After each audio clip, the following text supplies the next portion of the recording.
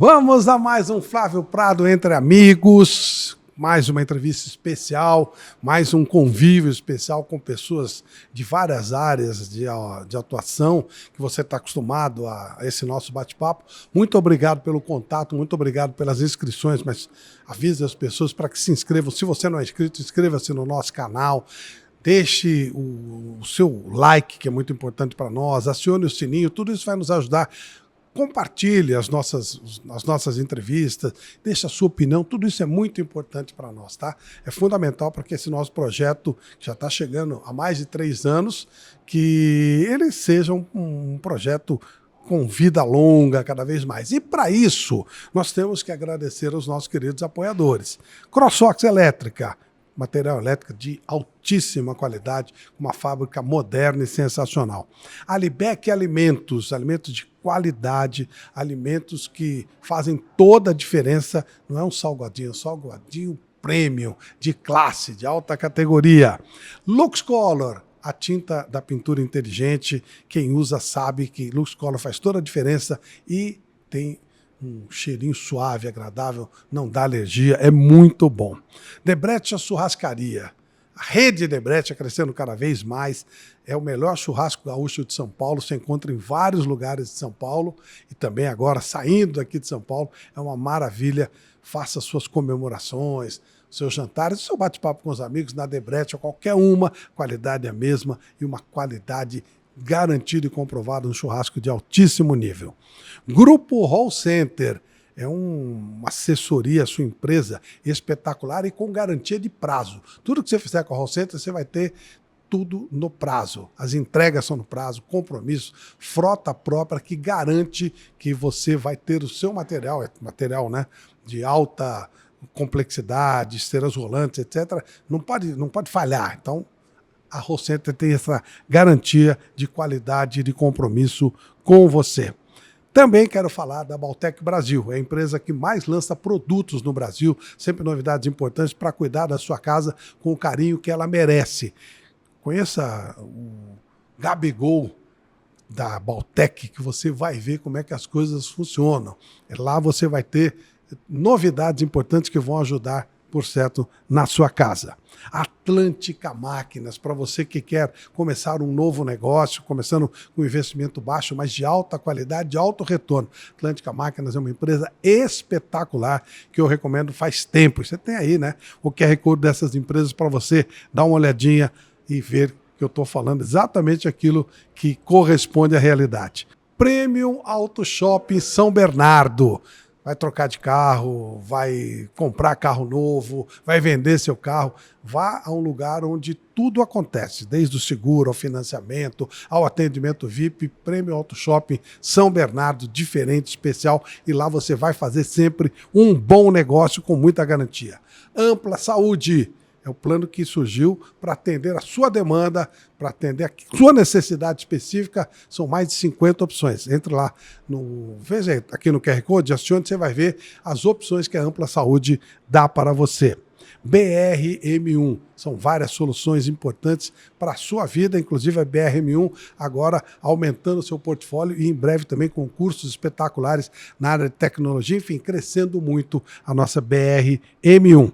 Andorinha Hipercenter é o melhor mercado de São Paulo. Você vai ao Andorinha, você vai economizar muito. Ele fica lá na Zona Norte, mas as pessoas vão de São Paulo inteiro lá porque o preço faz a diferença. E a qualidade, e o atendimento carinhoso.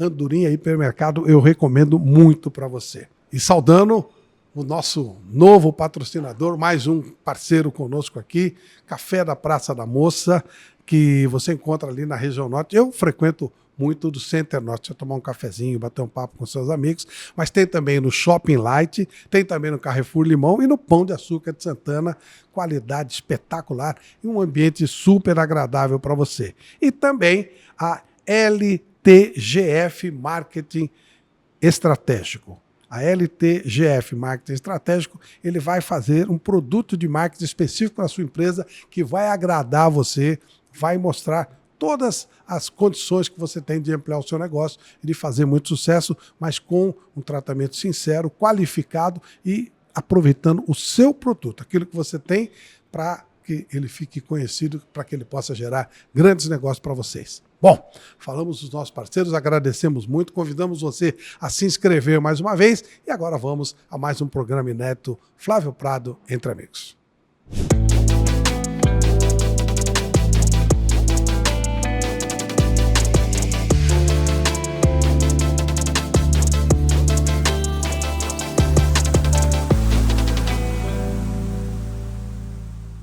Vamos a mais um Flávio Prado Entre Amigos e hoje nós estamos recebendo o candidato que perdeu a eleição para o Augusto Melo no Corinthians, mas que conhece o Corinthians profundamente, muitos e muitos anos dentro do Corinthians, André Luiz Oliveira, o André Negão.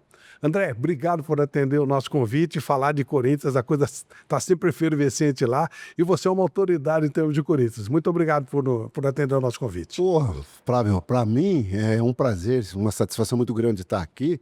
Até porque Flávio Prado Entre Amigos, eu já estou me considerando, você parte dessa família. Nos conhecemos há muitos anos, né? Muitos anos, graças a Deus. O André, bom, passado 1 ano e meio, mais ou menos, daquela concorrida eleição, e a gente teve a oportunidade de fazer algumas entrevistas à época e tal, como é que você avalia o Corinthians de hoje, já sem o Augusto Melo, que foi o candidato que ganhou a eleição, já com um novo presidente, mas sempre com assunto efervescente. Como é que você analisa o Corinthians hoje? Eu vejo da seguinte forma. Eu acho que o Corinthians está passando um momento muito delicado, né? Já começou a passar um momento delicado desde da entrada do Augusto Melo. E ainda continua com o Osmar na presidência, a gente continua tendo problema. Eram problemas que a gente já sabia que existia, né? Problemas financeiros, mas que foi se agravando ao longo desses 1 ano e meio. Que você tinha uma dívida lá, na época, de 1.700 bi, e hoje você está beirando 2.700 bi. Então, houve um aumento em 1 ano e meio de 1 bi. Então, é uma coisa preocupante? Realmente é preocupante. Mas o Corinthians é um gigante, né? Eu sempre digo que o Corinthians é uma rondana que ela vai girando e quem ficar na frente ele vai atropelando. Mas precisa tomar muito cuidado, né? As coisas estão muito difíceis no país, então a gente precisa tomar cuidado, fazer um planejamento, que se não fizer um planejamento, você pode ter certeza que nós vamos ter sérios problemas. A gente tem perfis diferentes, o Augusto Melo saiu debaixo de várias acusações, eu não vou dizer que estava certo ou errado, que a polícia está vendo isso. Sim. Não é uma coisa que eu vá... Parece que a coisa não foi como se esperava. O Rubão teve aqui recentemente, fez uma série de denúncias, ele que era da própria chapa, e com a saída dele entrou o Osmar Stabile, que é uma pessoa que tem um outro perfil, que todo mundo tem o maior respeito e tal, mas cobra-se do Stabile mais pegada. O Corinthians precisa chegar rasgando. É isso, o Stabile precisaria pegar um pouco mais, só pode entender? Eu acho que o Osmar é uma pessoa mais tranquila, né? É um empresário, está acostumado. Recentemente passou por uma cirurgia aí. Eu acho que ele está tentando manter a calma. Apesar de todos os problemas que está acontecendo no Corinthians nesse momento, ele está tentando manter a calma. Mas eu acho que é porque, para não se estressar, até pessoalmente, você puxa uma carga muito grande, né? O Corinthians é uma coisa de visual muito grande, você tem uma visibilidade muito grande. Então, eu acho que ele está tentando fazer de uma forma simples, mas eu acho que é o que você falou, eu precisaria um pouquinho mais de energia nas atitudes, eu acho que é isso. O Stabile chegou a ser do Renovação e Transparência?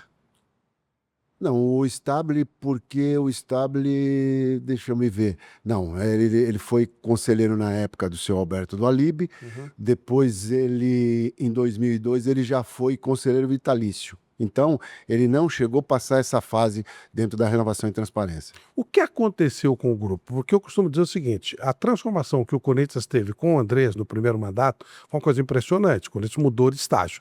Mas depois a coisa foi, né, ela terminou de uma maneira realmente muito complicada. O que aconteceu, André?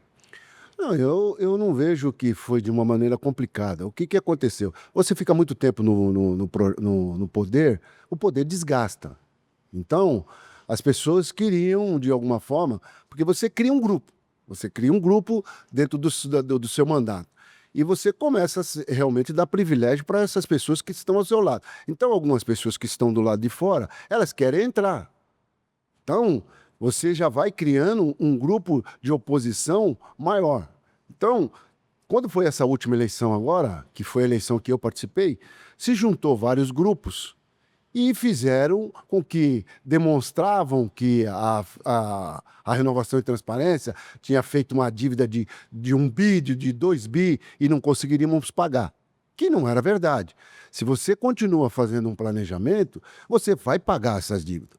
Isso é certeza, porque, você veja bem, qual é o maior ativo de um clube de futebol? É o time, não é isso? Uhum. Não é o clube social. O clube social é para atender o associado.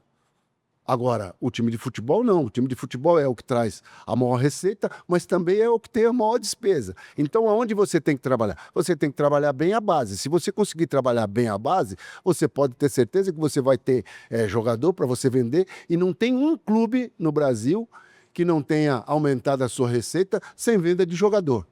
Isso é impossível. Então, você tem... não vou ficar citando o nome de clube nenhum, mas tem 2, 3 clubes aí que venderam 3 bilhões de jogadores. Então, se você consegue fazer uma venda dessa e você consegue contratar jogadores mais baratos, você pode ter certeza que você vai amortizando as suas dívidas. A base do Corinthians, ela era uma coisa maravilhosa, a base do terrão, que inclusive você ajudava muita gente lá. Sim, sim. Mas ela também se perdeu. Hoje você não vê uma base do Corinthians estruturada. O que aconteceu, André? Não é que você não vê uma base estruturada. Tem hora que você coloca pessoas dentro desse grupo que eu estou falando, que você acaba tendo um laço de amizade um pouquinho maior, a presidência começa a se desgastar exatamente por causa disso. Você começa a fazer concessão para algumas pessoas que talvez não tenham condições realmente de desenvolver um trabalho. O futebol amador, ele sempre foi uma coisa, ele sempre foi um projeto do Corinthians que revelava jogadores e se vendia.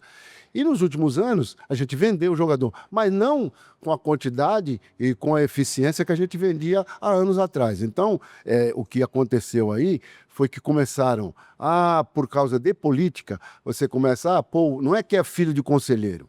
Esquece essa história de filho de conselheiro, porque os caras ficam, lá tem muito filho de conselheiro. Não, você pega o filho daquele que faz um trabalhozinho ali dentro do clube, você pega o outro que é conselheiro também, aí você pega um que é diretor e você acaba trazendo os filhos dessas pessoas. Essas pessoas também acabam fazendo algum pedido e o presidente ou quem está lá no futebol amador acaba atendendo. Então você vai criando aquele amontoado de jogador que você precisa fazer uma série de times que não vão disputar campeonato nenhum e você acaba prejudicando o andamento do time que você tem que dar prioridade. Quer dizer, isso é uma coisa que tem que dar uma ajeitada, né? Sim, você tem que dar uma ajeitada. E para isso você precisa colocar pessoas que tenham condições de fazer esse trabalho. Pessoas que possam ir lá, pessoas que possam estar olhando e que também entendam, né? Não é só você colocar pessoas lá e as pessoas não entenderem de futebol. Aí fica difícil. Você tem um filho que foi jogador, mas ele era muito bom. E ele deu azar, ele se machucou fortemente, né, André? Então, o meu filho, ele teve 4 operações no joelho. Nossa Senhora. E, inclusive, a primeira delas, que ele sofreu, foi defendendo a seleção brasileira. Então, ou seja, se ele defender a seleção brasileira, não era ruim, né? Sim, ele tinha 4 convocações para a seleção brasileira. E quando ele foi convocado para a seleção brasileira, a última vez que ele se machucou, ele não estava jogando nem pelo Corinthians. Ele estava jogando pelo Nacional. Ele estava jogando pelo Nacional da Comentador Souza. Ele era atleta ele tinha sido emprestado, o time todo. Quando terminou a Taça São Paulo, todo o time do Corinthians foi emprestado para o Nacional. E ele foi junto. Até o Vampeta estava nessa história. Não, o treinador era o Vampeta. O treinador era o Vampeta. Uhum. E o que aconteceu? Quando o diretor de futebol era o Mário Gobi, e o treinador do principal do Corinthians era o Mano Menezes. Eu fui chamado numa reunião pelo Mário Gobi, estava o Mário Gobi, o Andrés, e o Mário me falou assim, olha, nós vamos emprestar todo o time do Corinthians para o Nacional. Mas o seu filho é diferente. Você vê o que você quer fazer com o seu filho, que com o seu filho. Eu falei, não, meu filho é funcionário do Corinthians, não é porque é meu filho. Se vai todo mundo para o Nacional, ele também vai. Então ele também foi.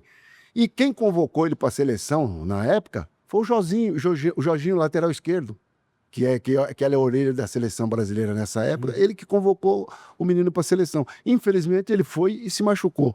E aí, quando ele estava voltando, ficou um período de 8 meses fazendo tratamento, quando ele voltou, o joelho novamente lesionou. Então, praticamente ele ficou quase 2 anos lesionado só nesse primeiro período.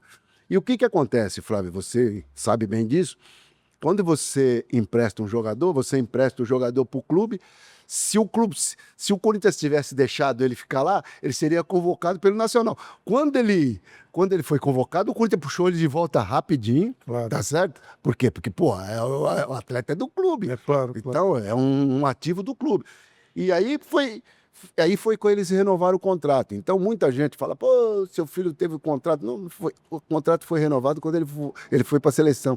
Ele tinha um contrato que o aumento era padronizado, e aí eles fizeram um outro contrato e fizeram o contrato profissional dele. Então, eu não vejo problema nenhum. É que as pessoas gostam de falar demais, né? Mas a gente sabe, eu sempre trabalhei, sempre procurei trabalhar pelo Corinthians, sempre procurei fazer o meu melhor, sempre fiz o meu melhor, e graças a Deus, as coisas que eu tenho no Corinthians, que aconteceram nesse tempo todo, só está demonstrando que eu sempre fui uma pessoa corintiana e que sempre trabalhei pelo Corinthians e que nunca dei nenhum tipo de prejuízo para o Corinthians. Ô, André, como que o Augusto Melo cresceu tanto no Corinthians? Eu conheci o Augusto no Corinthians, mas na parte social, era o tio, né? Chamavam de tio, tá? Era uma pessoa que tinha um bom relacionamento, mas assim, eu não conseguia enxergar no Augusto, no primeiro momento, potencial para chegar a ser presidente do Corinthians. Mas de repente ele ganhou uma força realmente, ficou em segundo lugar numa eleição, e depois ganhou a eleição com você. Olha, O que aconteceu? Aconteceu o seguinte, na época da eleição, existiam vários grupos, tá? Inclusive, esse grupo do qual fazia parte o Armando, que era a Chapa 82, aí você que entrou, aí você tinha os conselheiros também que fizeram uma chapa, liderado pelo Fran e pelo Paulo Garcia. Todas essas pessoas eu fui conversar. Mas todas essas pessoas, naquele momento, eles queriam tirar a renovação e transparência do poder. Então, houve... nesse momento, o Augusto conseguiu juntar todas esses segmentos que alguns faziam parte da renovação e transparência, e alguns não. Por exemplo, todo mundo que era dessa chapa 82 fizeram parte da renovação e transparência, em algum momento. E depois montaram outra chapa, até por divergências com o Andrés, não com o André. O André é uma pessoa que eu não tive divergência com ninguém. No entanto, que eu falo bem com todos os grupos, tanto do grupo que era do Augusto, como do grupo que faz parte o Fran, faz parte o Paulo Garcia, como do grupo que faz parte o Armando. Então, eu sempre conversei muito bem com todo mundo. Eu consegui até uma coisa inédita, Flávio. O Roque Cittadini é uma pessoa que nunca, em nenhum momento, apoiou a renovação e transparência. Quando eu fui sair candidato, eu fui falar com o Roque Cittadini, ele falou, é você que é o candidato, André? Eu vou apoiar. E tem uma frase do Roque que me marcou muito nessa eleição. Ele disse o seguinte, as pessoas acham que as coisas estão ruins, pode ficar bem pior. Ele tinha razão. Foi uma coisa assim que marcou bem a campanha, né? Porque eu falo, pô, ele parecia um profeta, né? Na coisa, profetizou aquilo que está acontecendo aí hoje. Então, o que aconteceu com a renovação e transparência foi isso. 16 anos de mandato, você faz muita coisa boa e você fala muito não. E quando você fala não, é difícil. Se você olhar, por exemplo, vamos olhar o que está acontecendo hoje. Quando a gente começou a planejar de fazer a arena, olha, nós vamos construir a arena. Então, na época, surgiu alguns outros projetos. Tinha um projeto que era para ser feito aqui, eu acho que na Raposo Tavares. Não sei se você lembra, eu acho que você lembra. Sim. Você lembra porque eles foram falar no seu programa, eu lembro que eles foram lá falar no seu programa, era o Edgar Soares na época. Isso mesmo. O do Edgar Soares era para ser lá ou, se não, na beira da Marginal. Perfeito. Era esses dois projetos. E aí a gente já tinha, o Andrés na época, já tinha saído, era o diretor era diretor da CBF na época. Aí o Andrés chegou para mim e falou, André, nós temos um projeto para a gente fazer a arena lá em Itaquera. Quando a gente começou a planejar a arena em Itaquera, todo mundo falava que nós éramos loucos, que onde se viu fazer um estádio naquele fim de mundo.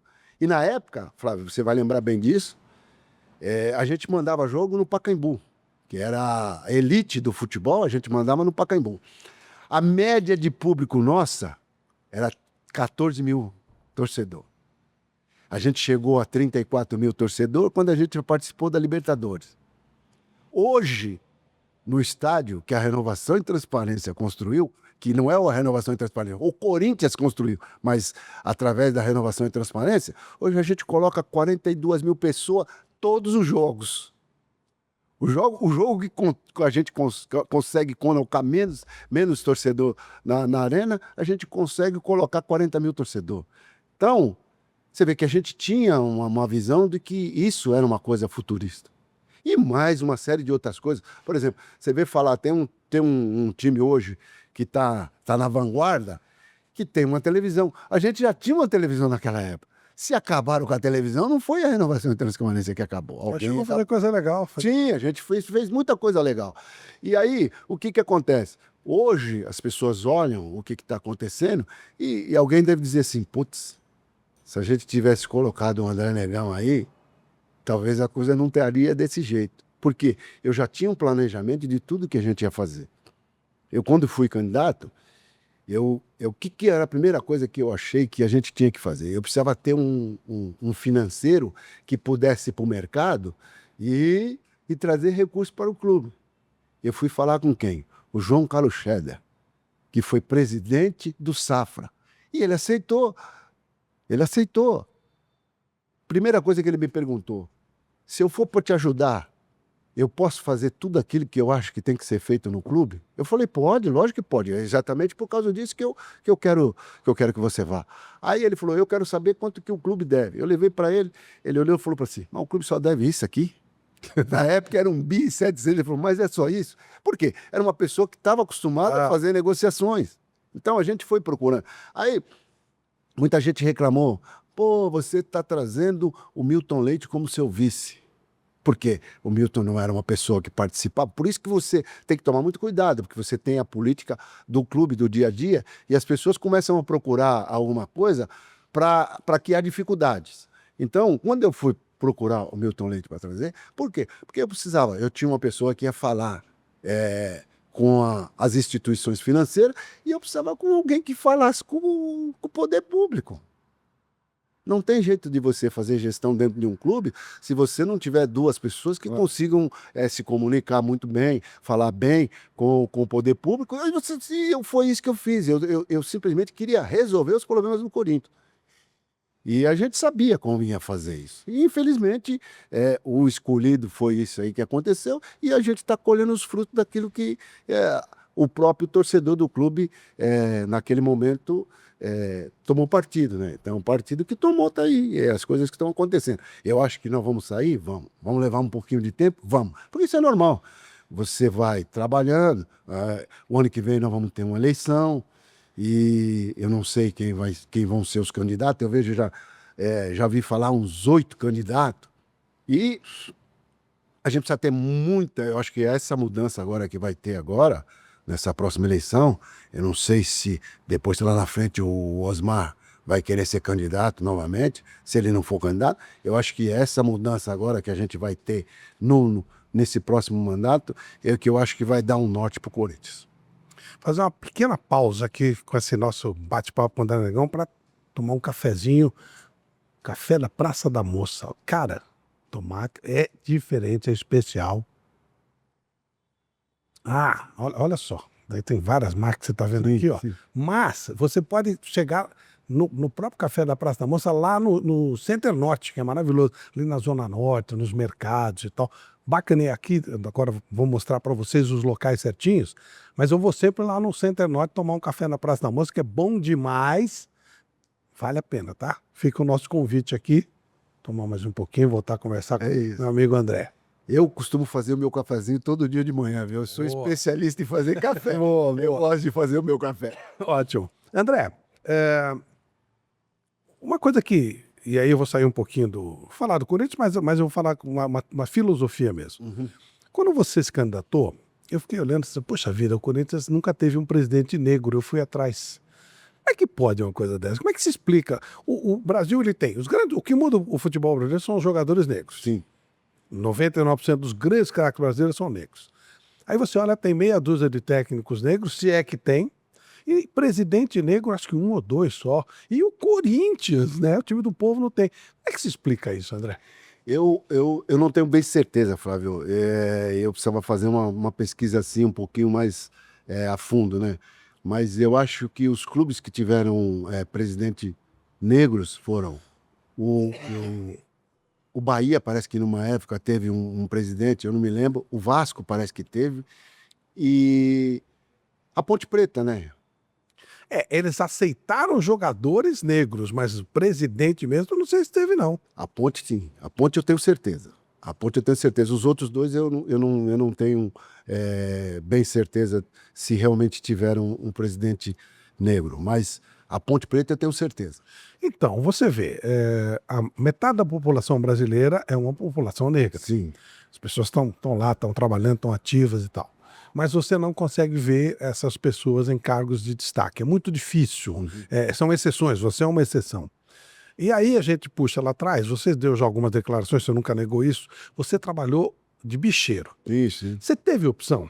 Porque a falta, eu sempre cobro é aquela coisa, a igualdade de oportunidades. Por que você foi fazer isso?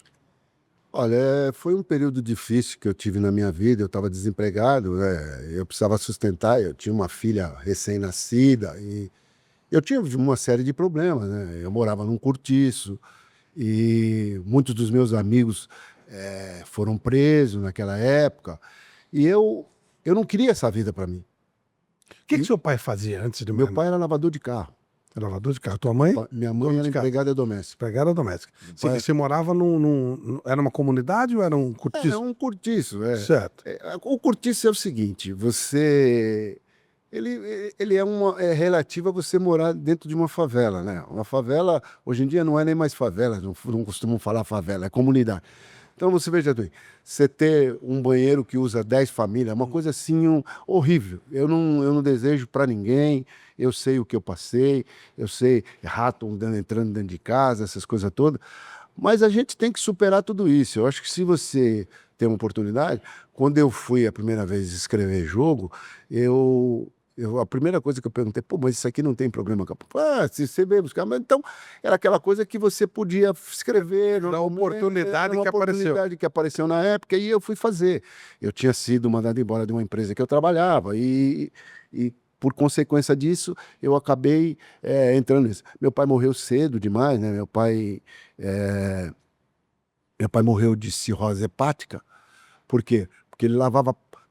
Inclusive, meu pai trabalhava numa garagem que tem aqui na 23 de maio, ali, que chamava Garagem América, logo aqui na frente. Uhum. Então, ele ficou muito tempo. Eu não sei se você sabe o que é Solopan.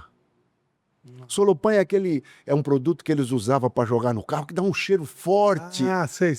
Que é um cheiro muito forte, que eles jogavam para tirar ferrugem, para tirar aquela sujeira grossa, óleo de dentro de embaixo dos carros, essas coisas todas. Então ele aspirou muito tempo isso. E isso acabou dando cirrose hepática. Não foi por beber. Também, né? Também, mas a cirrose hepática normalmente não é só por bebida, né? Uhum. Ela tem uma outra consequência.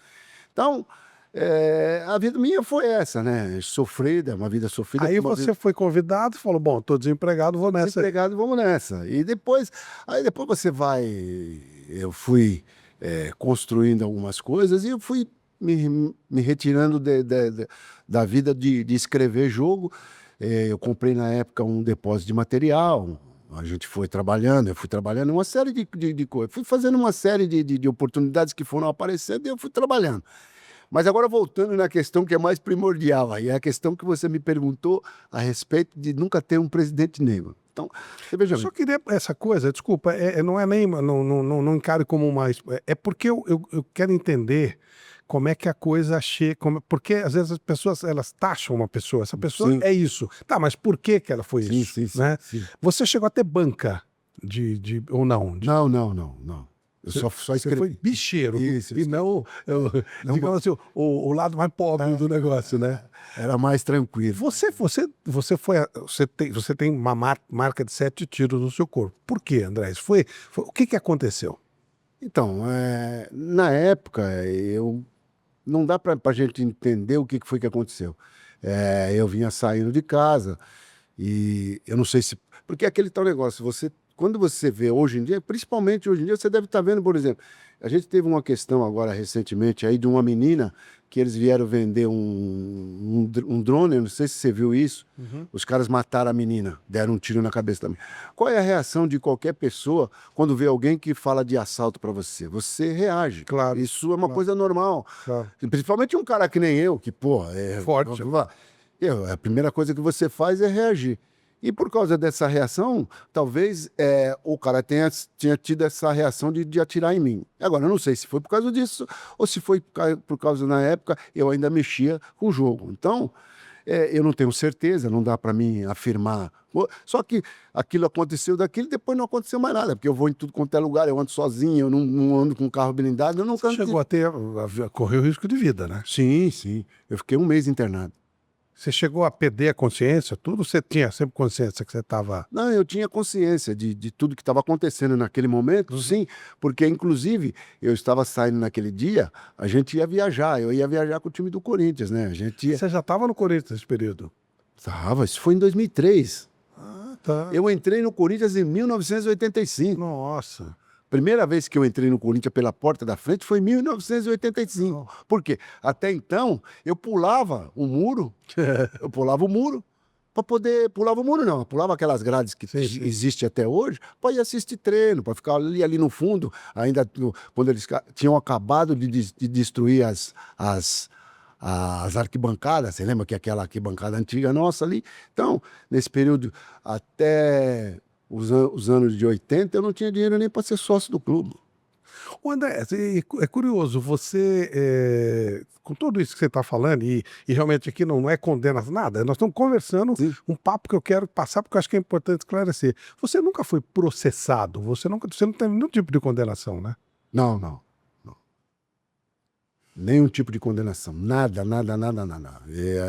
Eu costumo dizer, como diz o doutor, eu sou ficha limpa. Eu nunca tive condenação de nada. Então, E muita gente que fala de você tem, né? não, É curioso, né? é só a pessoa puxar lá que ela vai ver que eu não tenho condenação de nada. Não... Mas é aquele tal negócio. Nós tivemos agora, voltando, eu quero voltar de novo àquela pergunta que você... Vamos falar disso sem dúvida. O que acontece? Eu achava, quando eu, na minha adolescência, eu achava que o time do Corinthians era um time de espanhol, né? Porque, pô, espanhol, português, essas coisas todas, porque eu via o Matheus, essas coisas todas. Então a gente achava, pô, todo mundo falava espanhol. E quando eu cheguei no Corinthians, qual foi a minha surpresa? Que eu comecei a entender as pessoas que mandavam no Corinthians, eles eram tudo árabe. Corinthians não... Vadielu, Nezi Curi. Então, eu comecei a participar e aí eu comecei a ver todo mundo brimo para cá, brimo para lá. E eu comecei a entender que o Corinthians era um time, e se você vê hoje a torcida do Corinthians, ele é realmente um time que eu não sei se porque do nascimento do Corinthians no Bom Retiro, essa galera árabe, esse povo todo, passou a ser corintiano, porque ali era uma... Do Alibe também, do Alibe. Não, então, se você for pegando Mansur, José Mansur, então você vai pegando, você vai olhando, era uma colônia árabe. E ali no Tatuapé também tinha muito terreno que eram de árabes. Então, o time do Corinthians realmente era um time de árabes. Curioso isso. Curioso.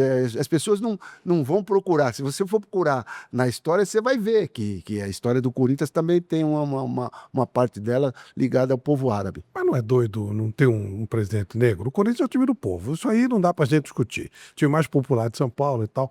E é uma doideira. Não é só o Corinthians. Se você for olhar, deve vender todos, né? Mas é curioso isso. Se você pegar... Se você levar ao pé da letra tudo que a gente está falando aqui, eu comecei no Corinthians no futebol amador.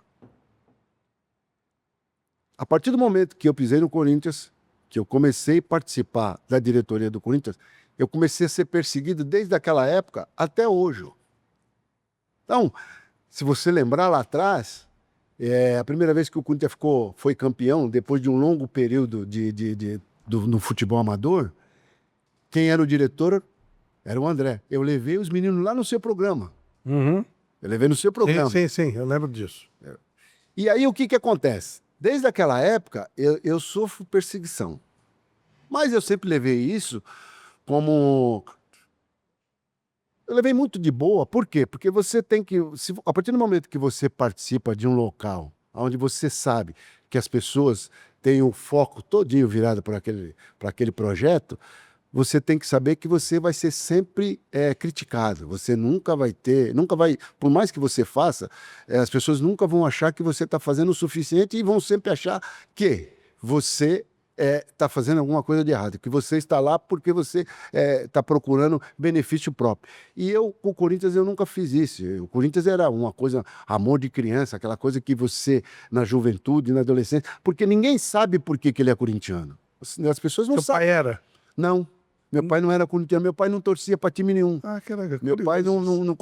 E aí... Coitado, você trabalhava tanto, não dava nem tempo de acompanhar o futebol. Né? Eu não tenho irmão por parte de pai e mãe. Eu tenho irmão que a minha mãe cuidou, que eram os filhos do meu pai. E todos eles são santistas. O único corintiano era eu. E você não lembra por que você virou corintiano? Eu não lembro. Eu morava na Vila Maria, né? E tinha uma galera que era tudo corintiana. Então a gente... Mais com os amigos, né? E aí e era um cara um pouquinho mais velho, né? Mas caras que jogavam bola, a gente ia ver. Então, naquelas rodas, você via sempre falando do Corinthians.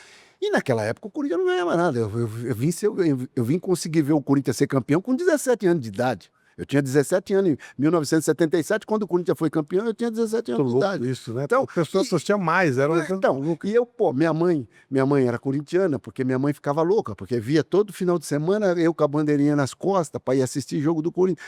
E a gente naquela época, ou você ia no Pacaembu, ou era Morumbi.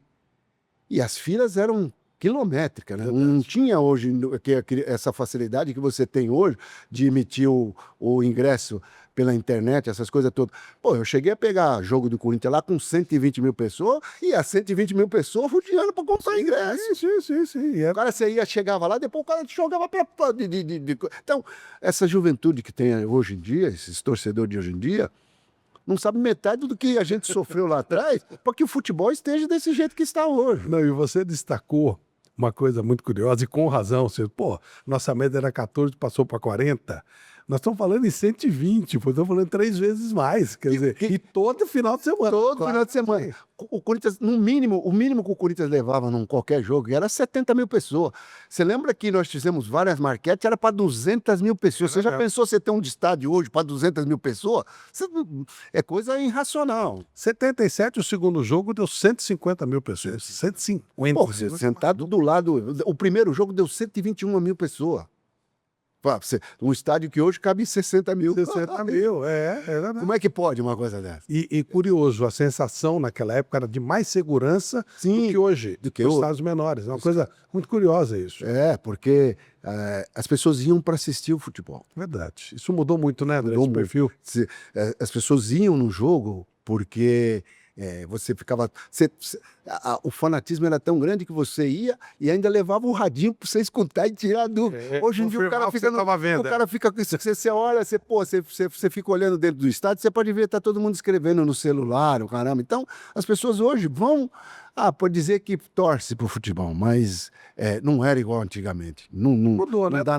Não dá para comparar, fazer uma comparação do que a gente passou lá atrás, o que a gente viu de jogador. Hoje os jogadores que tem aí não chegam nem aos pés daqueles jogadores que a gente... Eu falo que até 2002 a gente conseguia fazer 4 seleções no Brasil. 4 seleções brasileiras. Hoje, para a gente fazer 22 é a coisa mais difícil do mundo. Você não conhece os jogadores e nada contra, o cara vai ganhar o dinheiro dele lá fora. Sim. Mas o hino nacional tá passando, é difícil o cara falar esse acertar um por um, é difícil. É difícil você... E outra, hoje os próprios clubes, é difícil um clube que mantém um elenco que nem a gente via antigamente, um elenco que começava e ia até o final com aquele elenco. Então, as coisas mudaram muito. Apesar que o futebol hoje é business. Não, é diferente daquela época. Aquela época o cara jogava por amor. Então o cara ficava num clube. Você tem vários exemplos de jogadores que passou a vida inteira num clube só. E eram jogadores de seleção brasileira. E tem jogadores que jogavam um absurdo dentro do seu clube e quando saía para jogar fora não conseguia jogar, né? Então você tem Seu maior ídolo no Corinthians? Olha, o meu maior ídolo no Corinthians, eu acho que assim que eu acompanhei bem, que eu vi jogando bem, acompanhei e tenho uma amizade com ele até hoje, para mim, é o Marcelinho Carioca. Marcelinho, né? Marcelinho. O Sócrates eu vi jogando, mas eu não tinha essa coisa de participar. E eu acho que dos últimos anos para cá, um dos maiores jogadores que eu vi jogando no Corinthians foi o Ronaldo Fenômeno. E mesmo já fora de forma. Não, mesmo já com o joelho baleado, essas coisas todas. Ele curtiu muito, você estava bem lá dentro. Ele curtiu jogar no Corinthians? Sim. Eu acho que o Ronaldo, ele teve duas coisas boas que aconteceram na vida dele, e uma das coisas boas que aconteceu na vida do Ronaldo foi ter passado pelo Corinthians, né? Porque o Ronaldo pode falar bem o que é essa nação corintiana, o que é jogar pelo Corinthians. Então, eu acho que... E foi o que ele falou, né? Quando ele parou, ele falou exatamente isso. Falou que nunca tinha visto uma torcida como a do Corinthians, que para ele, naquele momento, ele tinha se tornado corintiano e que ele só iria parar de jogar porque ele não aguentava mais de dor nas pernas, de dor no joelho, então essas coisas todas. Eu me lembro que teve aquela, contou exatamente isso. Então, foi exatamente isso que ele falou na entrevista. E que para o corintiano é muito importante isso, né? André, eu acho, inclusive, que o Ronaldo, no Corinthians, descobre o lado empreendedor dele. Porque ali ele tinha uma parte, ele ajudou na construção do CT, você talvez possa contar melhor, ele gerou patrocínio. A própria Neoquímica veio, se eu não me engano, através do Ronaldo, de alguma forma. A Neoquímica veio já bem depois, né? Mas ele tinha ligações, não é isso? Enfim. A primeira, não. Na realidade é o seguinte, o que aconteceu? Quando a gente começou a fazer o CT, não tinha condições financeiras para fazer, né? Quem fez o projeto para nós foi o japonês lá, o Ryotaki. Então você vê que as marcas de lá são do Ryotaki. Eu acompanhei bem porque o diretor administrativo na época que cuidou da gestão da construção do CT fui eu. E o Ronaldo na época ele era uma pessoa importantíssima, porque as pessoas vinham porque queriam ver o Ronaldo, essas coisas todas. Então a gente teve a ajuda de muita gente, inclusive do poder público também, todo mundo ajudou. O Ronaldo especificamente, ele chegou a levar patrocínio para a construção do CT?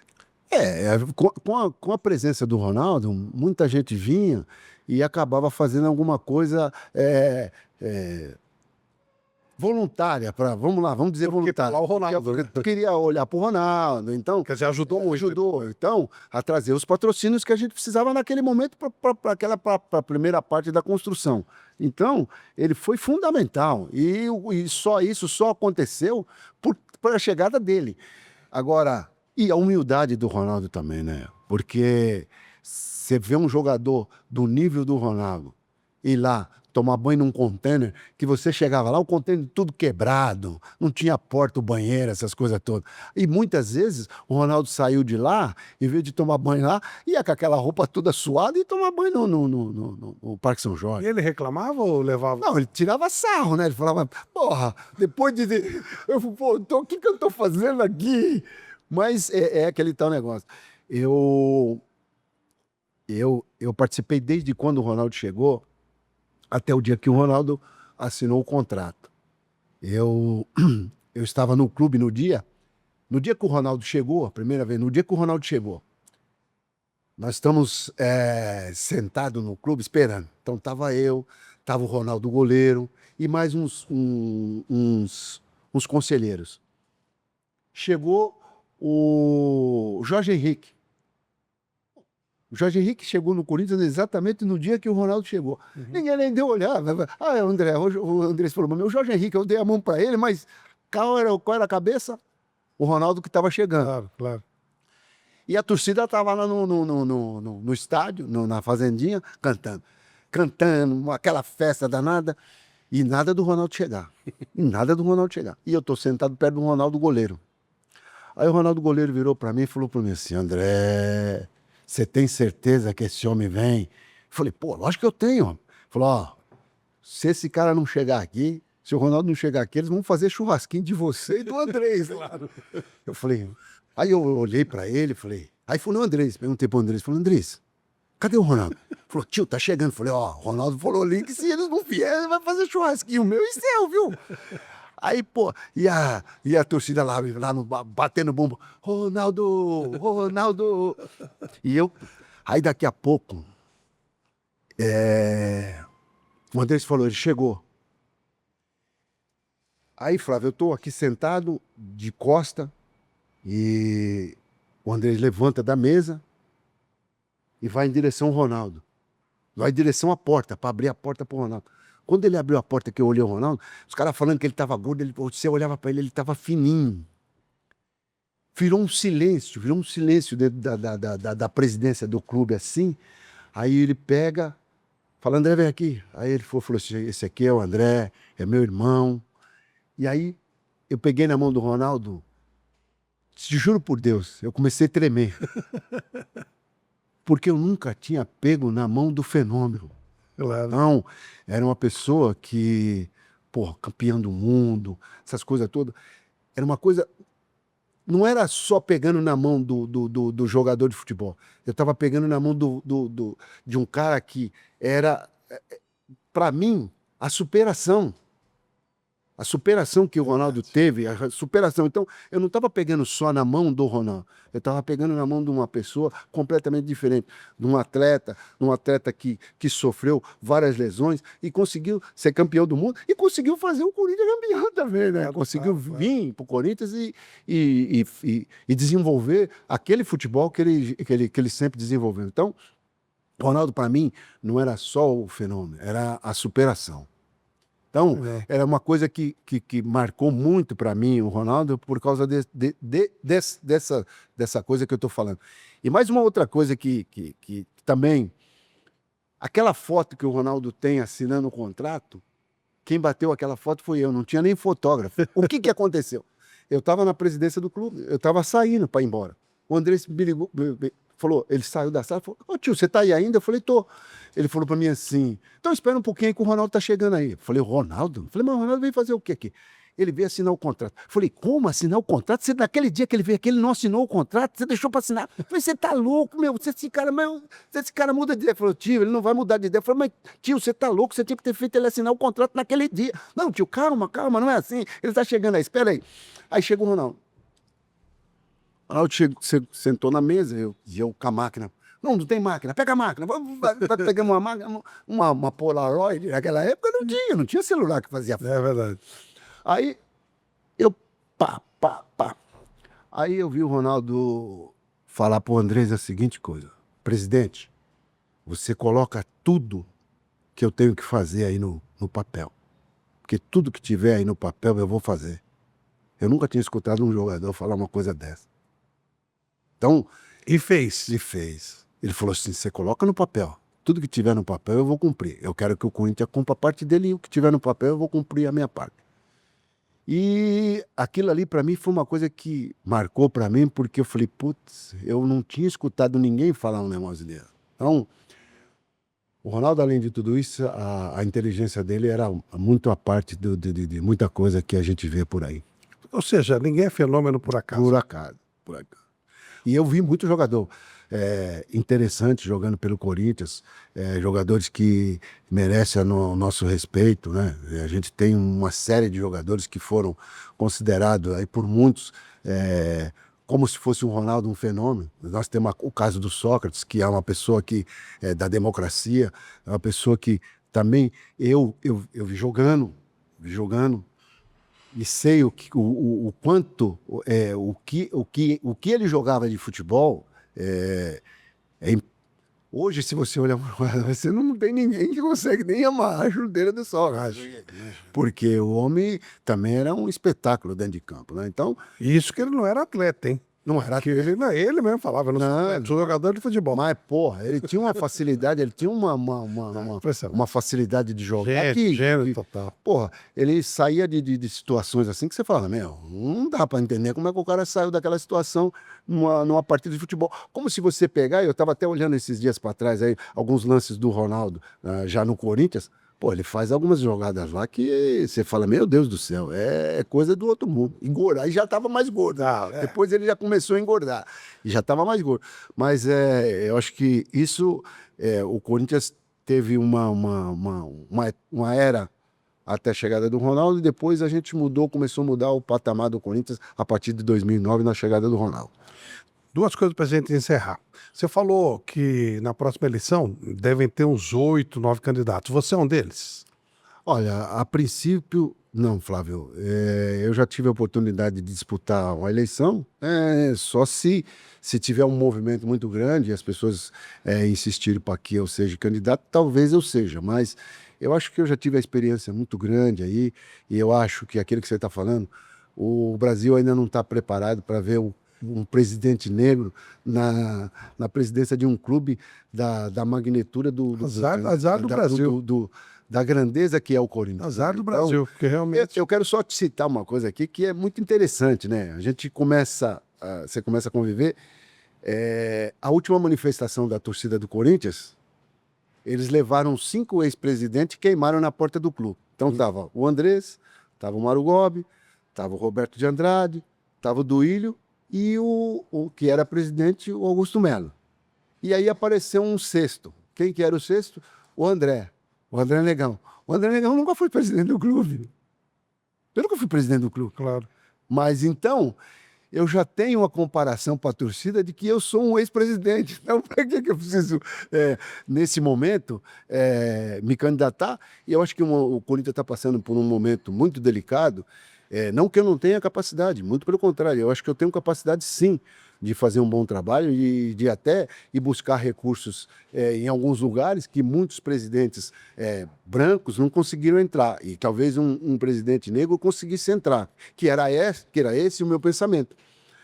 Mas eu acho que hoje a gente precisa pegar uma pessoa que tenha uma condição financeira mais estabilizada, uma pessoa que consiga fazer um trabalho para que a gente consiga dar a oportunidade dessa pessoa trabalhar com bastante tranquilidade. Eu acho que se a gente conseguir pegar... E o Corinthians tem essas pessoas que têm condições financeiras, que conseguem fazer um bom trabalho. Eu tenho certeza que vão conseguir fazer um bom trabalho. Então, diante dessa aposta que eu quero. Então, eu não quero ser presidente só para dizer que eu sou presidente. Eu gostaria de ser presidente do Corinthians para tentar mudar tudo isso que a gente está vendo que está acontecendo nesse momento. Então, se nesse momento eu acho que eu não consigo fazer isso, eu prefiro ficar na minha e dar oportunidade para outra pessoa que consiga fazer um trabalho diferenciado. E SAF, o que você acha em termos de Corinthians? Olha, as pessoas, tem muito poucas pessoas que participaram do Corinthians e que conhecem o Corinthians bem para poder falar alguma coisa. Nós tivemos 3 parcerias. Você vai lembrar delas. Nós tivemos uma parceria com a Excel, que foi uma bela de uma parceria. Foi mesmo. Depois nós tivemos uma parceria com a Rick Music, que foi maravilhosa para o Corinthians. E depois nós tivemos uma parceria com a MSI. Tá certo? Todas elas... vou enumerar, o Banco Excel veio com dinheiro, colocou dinheiro, resolveu os problemas financeiros do Corinthians na época. Depois veio a Rick Music construiu até a presidência do clube, construiu aquele prédio, fez uma série de trabalhos e só não conseguiu desenvolver melhor o trabalho, porque depois você cria uma ciumeira. Quando o Corinthians começa a progredir, parece que as pessoas começam a ter ciúme. Depois a gente teve a parceria com a MSI, que foi o Kia. Que essa eu participei mais ativamente, porque eu já era conselheiro vitalício, então essa eu participei com mais ativa. A outra, eu era conselheiro normal, então você não tinha como opinar. Mas essa do Kia, o Kia veio na época, o Corinthians devia 22 milhões, ele veio, pagou os 22 milhões, contratou o Carlos Alberto Teve, Mascherano, o Carlos Alberto, Roger. Então, sou passarela de técnico. E o que ele fez? ele ainda pagava, naquela época, 800 mil reais para o clube social. Ele pagava 800 mil reais para o clube social. Então, eu acho que para fazer uma SAF no Corinthians, porque o Corinthians é o time do povo, é isso que a gente fala, é o time do povo. Se é o time do povo, como que eu vou mensurar quanto vale? Qual é o valor eixo desse clube? Então, você tem, eu vou pegar todos os ativos do clube, a gente vai passar para uma SAF, sem um cara pôr R$ 1. Eu vou captar o dinheiro no mercado? Isso faz o próprio Corinthians. Isso é a história da Safiel, né? Então, se for para captar o dinheiro no mercado, nós vamos continuar do mesmo jeito que nós estamos, porque nós vamos ficar procurando dinheiro no mercado, então Você não precisa SAF, não precisa de SAF para procurar dinheiro no mercado. Então, eu acho que se um cara, se chegasse um binômio, porque se você olhar os grandes clubes que têm dono, que são empresas ligadas ao mundo árabe, que faz parte do governo. Então, é alguém do governo que toma conta do time. Tá certo? Então, as pessoas ficam naquelas de que, mas em tal lugar deu certo. Deu certo, mas vai procurar saber por que deu certo. Então, o dinheiro árabe, ele vem do chão. Então, por que o cara, todo lugar que ele vai, ele leva um tapetinho para fazer sua oração? Para agradecer o dinheiro que vem de baixo. Então, não tem o que fazer, ele tem que agradecer. É isso, é só agradecer.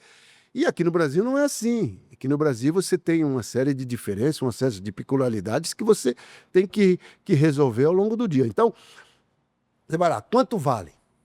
Nós temos um estádio hoje, eu acho que para você construir uma arena igual a gente tem a arena, você não gasta menos de 3 bi.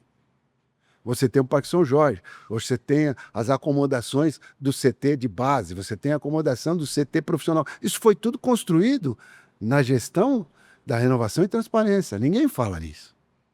Não, tem dívida. Não, lógico que tem dívida. No último mandato nosso, a dívida que a gente tinha no Corinthians era 1,7 bi. Aí você tinha 650 milhões que já estava pactuado para 10 anos, e aí você tinha mais 400 milhões de name rights, que era a venda do nome do estádio, da arena, e sobrava aí uma coisa bem pequena para você fazer um ajuste. Que para o Corinthians isso não era nada. Se você tem uma dívida que em um ano você fatura 1 bi, eu não sei se esse ano você vai se esse ano que passou e esse ano agora, o ano que passou sim, mas esse ano agora você vai ter esse faturamento, porque você não tem venda de jogador. Quando você não tem venda de jogador,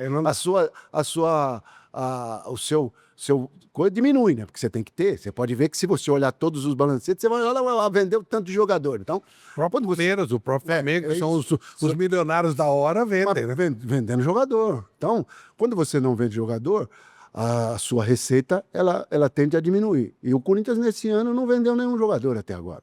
E a projeção de vender talvez seja para o ano que vem. Mas vai ter que fazer um ajuste nas contas, e para fazer um ajuste na conta é o que você falou, você precisa ser duro. Se você for pensar que você vai ter desgaste político, você não vai fazer. E não adianta o cara reclamar, eu cheguei aqui e tinha dívida. Você sabia que tinha dívida. Claro. Quando você se propôs a ser presidente do clube, você sabe quanto que o clube... Você tem lá, você tem a oportunidade de ir lá e pegar todas as contas do clube, ver quanto que o clube está devendo, quanto que o clube tem de receita. Se você não fez isso, é problema seu. Eu sabia quanto que o clube devia e eu sabia o que eu tinha que fazer para não deixar chegar nesse momento que nós estamos passando. Infelizmente, eu não consegui. Mas eu acho que eu estou lá torcendo e trabalhando para que as coisas dê certo. Eu só costumo dizer o seguinte, para que as coisas dê certo, nós temos que trabalhar. Não adianta ficar só ouvindo reclamação, reclamar daqui, reclamar dali. Você tem que trabalhar. E a partir do momento que você estiver trabalhando, você pode ter certeza que as coisas dão certo. A última, você foi investigado, aquela história do entrar na tua casa e tal, não sei o quê, no final de 8 anos você não teve nenhum tipo nem de... Você não foi nem processado. Nada, não rolou nada. Não tive nada. Não só eu, como o Andrés também. Nós fomos investigados pelo Ministério Público, pela Polícia Federal e por todos os órgãos. Nós fomos investigados. No final, o Ministério Público fez um parecer que não tinha nada, a Polícia Federal também. Então, nesse ponto, eu tenho só que agradecer, porque eu recebi um atestado de honestidade. E, atualmente, no Corinthians, nós estamos vivendo esse negócio dos cartões corporativos, além da história das camisas e tal. O que você acha que vai acontecer nessas histórias, André? Qual é a sua visão disso? Olha, não dá para, do mesmo jeito que eu já fui acusado e depois não se chegou a uma coisa positiva no meu nome, eu tenho que dar a credibilidade das pessoas ter o direito de defesa, e da ampla defesa e do contraditório. Então, eu acho que nesse momento, todo mundo que está sendo investigado tem esse direito. Vai lá e se defenda. E se conseguir provar realmente que não tem nada a ver com isso, aí as coisas voltam a ser normal para a pessoa. É que, o que acontece? Normalmente você sofre esses ataques e depois as pessoas não vão consertar o que fizeram. Isso. Pode até dar uma brechinha, mas não vão falar aquilo, ó, ficar batendo igual... Por exemplo, eu tenho visto algumas coisas na internet aí, tem diretor nosso lá apanhando que nem... Porra, e como é que vai se defender depois? Você vai ter uma linhazinha e você não vai conseguir... até a gente estava conversando ali, você falou, pô, filho, quem sofre sempre... Não é nem tanto filho, você tem filha. Quando você tem filha, minhas filhas, eu sei o que minhas filhas passam. Eu chegava em casa, minhas filhas estavam chorando. Aí, você tem neto? Eu tenho neto. Pô, meus netos iam para a escola, pô, seu vô, hein? Seu vô, hein? Então, é aquele tal negócio. Você acaba trazendo o teu problema, que é um problema teu, você acaba colocando a sua família dentro do problema. Então, eu espero que essas pessoas que estão sendo investigadas consigam provar a sua inocência, que eu acho que isso é o mais importante, e que a vida vai seguir. O cara tem que saber. Quando você vem para um clube do tamanho do Corinthians, você está arriscado a isso. E você vai acabar encontrando algumas pessoas, você vai encontrar pessoas que gostam de você vai encontrar pessoas que não gostam de você. E as pessoas que não gostam de você vão trabalhar muito mais contra você do que as pessoas que você talvez consiga fazer amizade. Então, eu acho que tem que dar oportunidade de se defender. Mas se tiver culpa, amigo, vai fazer o quê? André Negão, prazer enorme te receber aqui. É legal, eu gosto de contar o bastidor. Eu mandei uma mensagem para o André, dá uma entrevista para mim? Sim. Na boa, não teve, não pode isso, mas tanto é que o nosso papo falamos de todo tipo de coisa. Sim. Eu agradeço muito pela confiança de ter vindo, de colocar tudo que a gente colocou em todos os termos. Obrigado e vamos ver como é que vai ser o futuro do Corinthians, que a coisa tá brava. Eu espero que a gente consiga resolver os problemas no mais breve tempo possível, né? Mas é aquele tal negócio. Nós precisamos fazer um planejamento de imediato, curto, médio e longo prazo. Valeu, André. André Negão participou do Flávio Prado Entre Amigos. Um abraço.